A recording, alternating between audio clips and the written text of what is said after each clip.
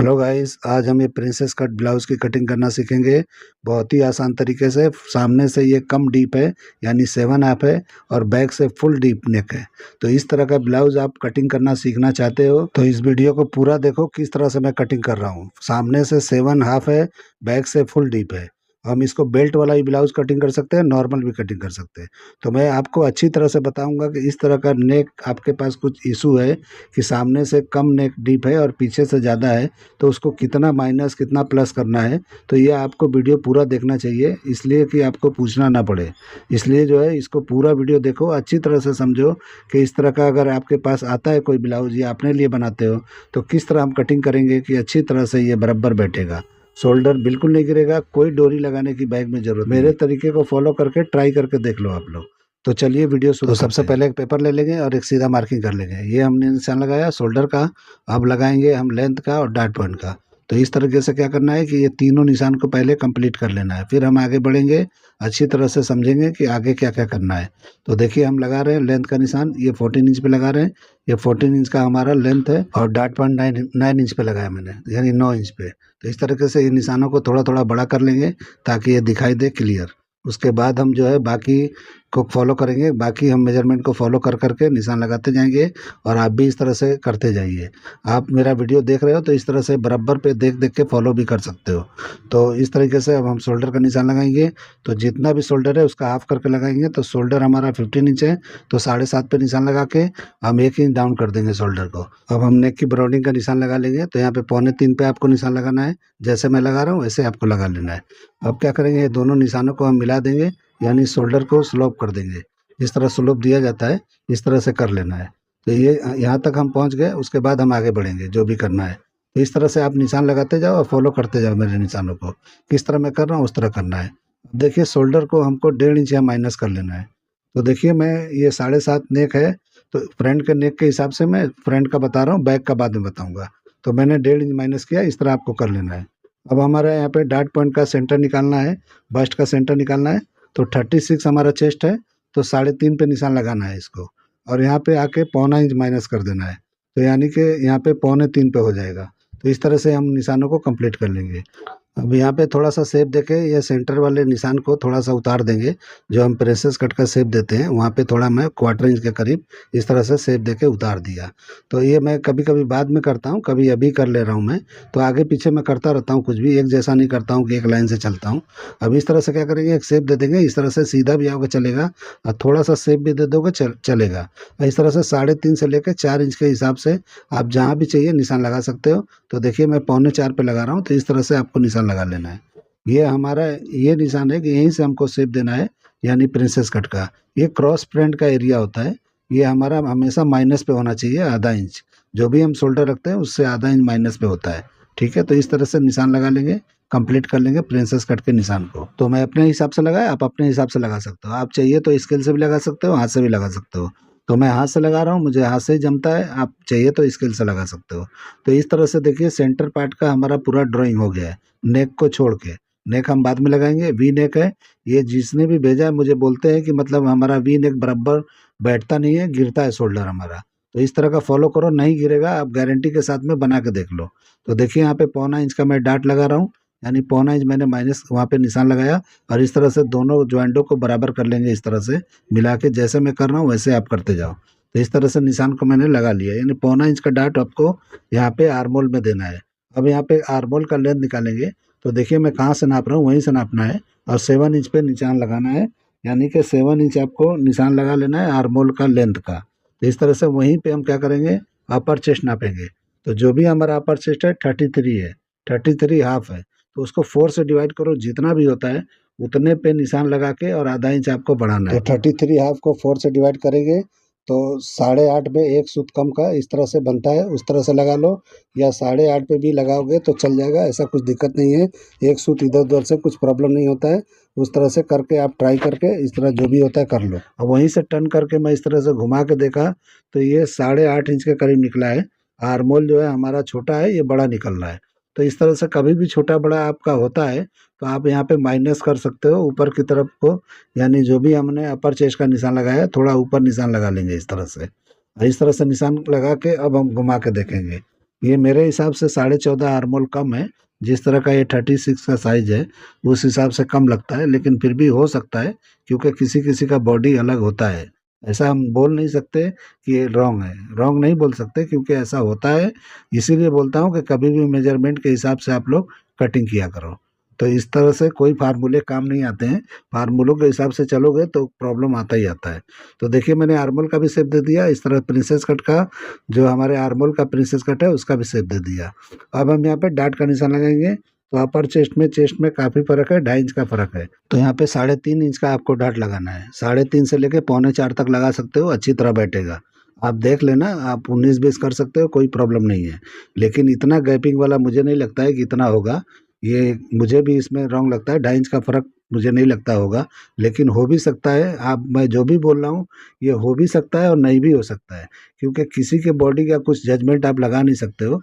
19-20 इधर उधर होता ही है। इसीलिए आपको क्या करना है कि जो भी मेजरमेंट है उसी को फॉलो करना है। अब देखिए मैंने इस तरह का निशान लगाया।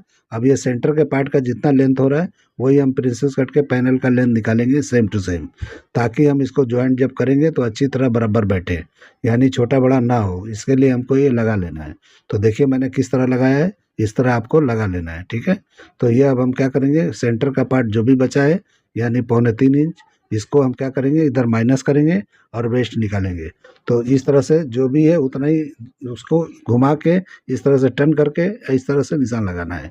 तो इस तरह से 27 है, तो आप इसको 4 से डिवाइड करोगे तो 6.25 इंच के करीब होता है। उतने पे आपको लगा लेना है, ठीक है। जितना वेस्ट है उतने पे लगाना है, कम ज़्यादा नहीं करना है आपको, क्योंकि ये हमारा जो वेस्ट है उतना ही रहता है, इस पर कोई लूजिंग नहीं होता है। तो इस तरह से मैंने सीधा थोड़ा मार्किंग करके अब 6.25 पे मैंने निशान लगा लिया। इस तरह से कर लेना है और नीचे से हमको 1.5 इंच माइनस करना है। यानी कि जो भी हम वेस्ट का लाइन आप देख रहे हो इसको थोड़ा लंबा करके आपको दिखा देता हूँ। और ये छोटा साइज है, यानी कि छोटा नहीं है, फिर भी अपर चेस्ट और चेस्ट में बहुत फर्क है, यानी 36 का ही साइज है ये। लेकिन आपको 1.5 इंच यहाँ पे माइनस कर लेना है, तभी ये अच्छी तरह स्ट्रेट बैठेगा। अगर थोड़ा कम करते हो तो भी चलेगा, यानी 1.25 इंच 1 इंच भी आप यहाँ पे कम कम करते हो तो चलेगा। इसके लिए चलेगा कि थोड़ा साइड हल्का झुका हुआ दिखेगा।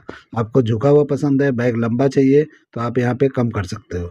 मैं बिल्कुल स्ट्रेट वाला आपको बता रहा हूँ कि जब इस तरह का करके आप बनाओगे तो आपका बिल्कुल वेस्ट लाइन बिल्कुल गोल, बिल्कुल स्ट्रेट दिखाई देगा।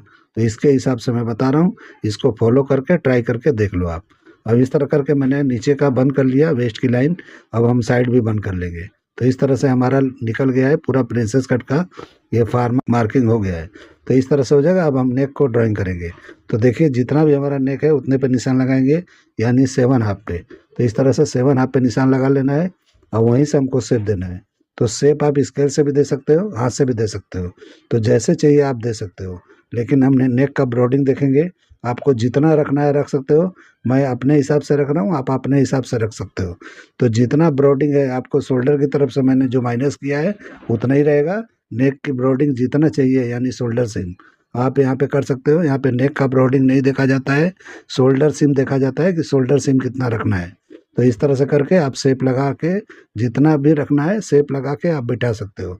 आपको शेप इस तरह का स्केल वाला पसंद है तो स्केल से करो, या अपने हाथ से करना है तो थोड़ा और शेप दे के कर सकते हो।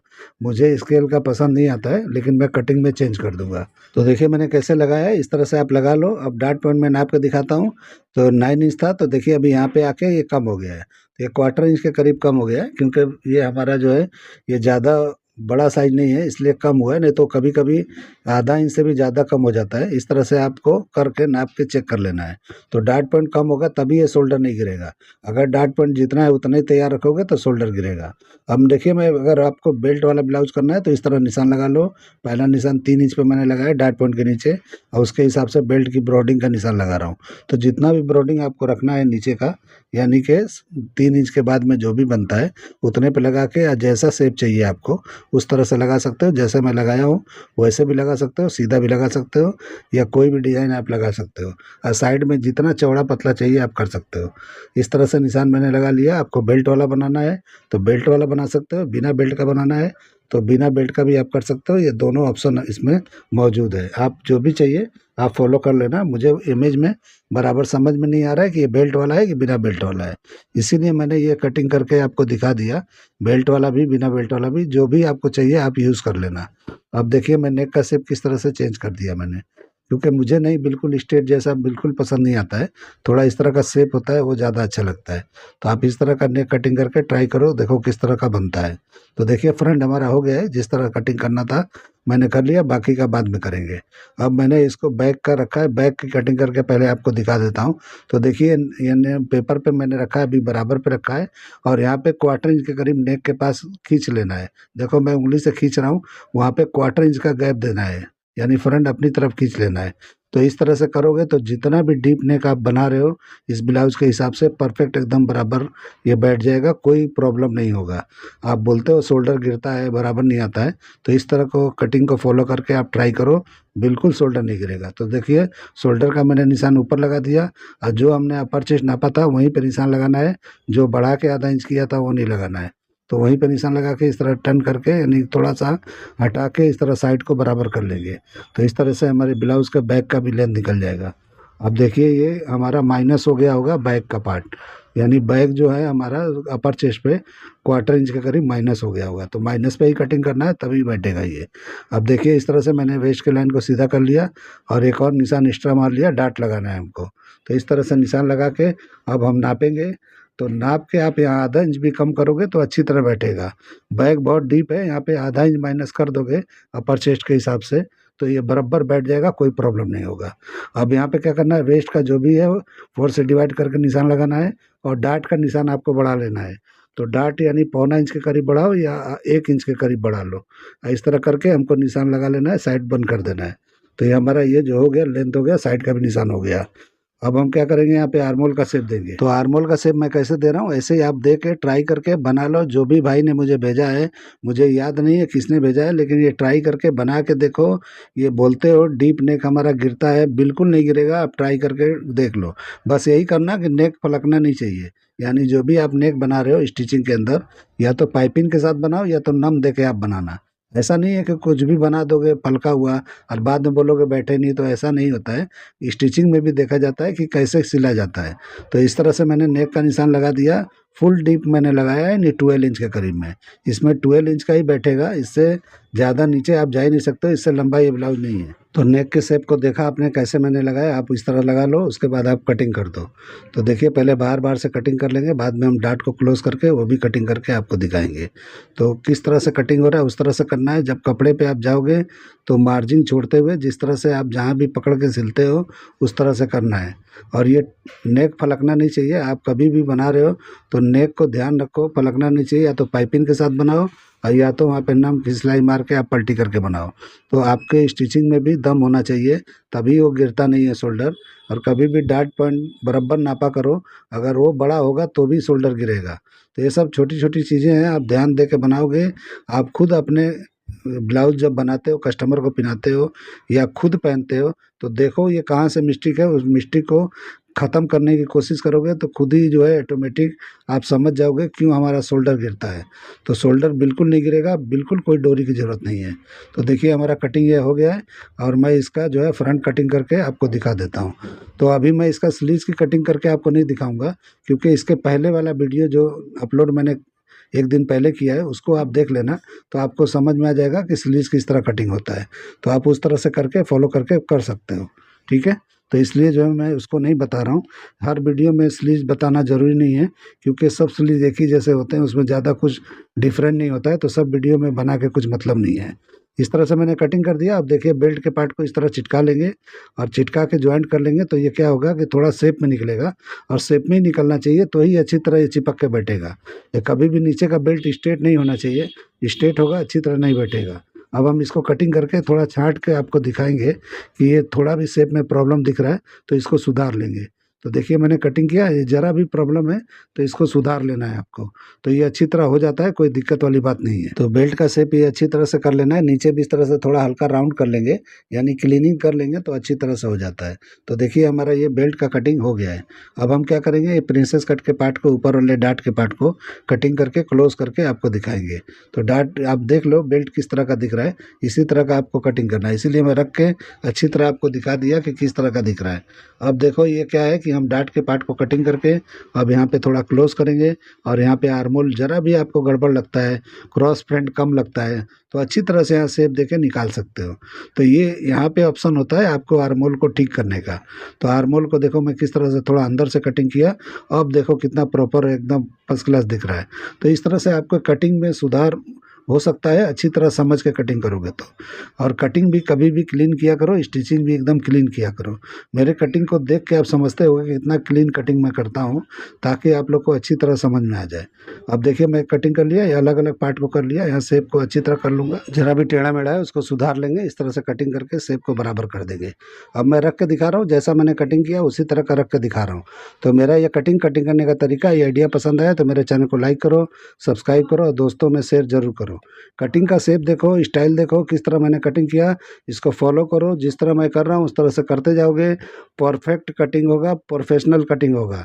इसी को प्रोफेशनल कटिंग बोलते हैं, इसी को बेहतरीन कटिंग बोलते हैं। चलिए वीडियो एंड करते हैं। अल्लाह हाफिज़।